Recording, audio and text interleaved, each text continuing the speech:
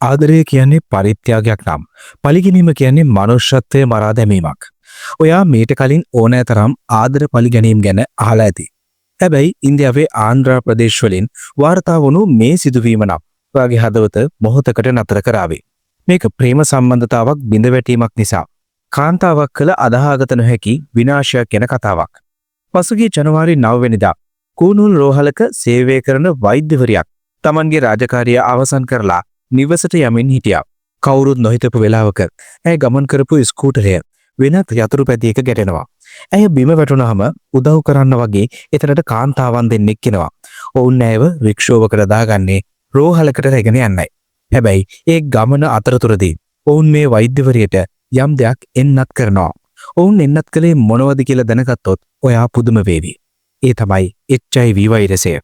මේ සිදුවීම පිටපස්සේ හිටියේ මේ වෛද්‍යවරියගේ සැමියාගේ හිටපු පෙම්වතියයි. ඇය වෘත්තියෙන් හෙතියක්.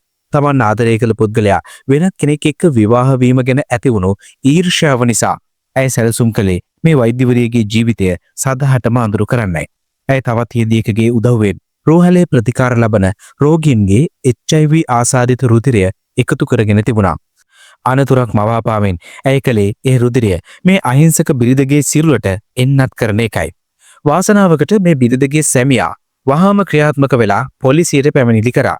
පරීක්ෂණ පවත්වපු පොලිසිය මේ ප්‍රධාන සැකකාර හෙදිය ඇයට උදව් කළ මිතුරිය සහ තවත් දෙදෙනෙක් අත්අඩංගුවට ගත්තා. පලිගැනීමේ චේතනාවෙන් මාරාන්තික වෛරසයක් සිරුරකට ඇතුළු කිරීම කියන්නේ අතිශය දරුණු ගණයේ අපරාධයක්. මේ වෙති ඔවුන්ට විරුද්ධව අධිකරණයේ නඩු පවරා තිබෙනවා. ආදරය අහිමි වුණාම ඒ වේදනාව දරා ගන්න බැරුව අනුන්ගේ ජීවිත විනාශ කරන මේ වගේ පුද්ගලයන් ගැන ඔයා මොකද හිතන්නේ? ඔයාගේ ජීවිතයට එන බාධක දරා ගන්න බැරිව මෙවැනි පහත් තත්ත්වයකට වැටීම සාධාරණද?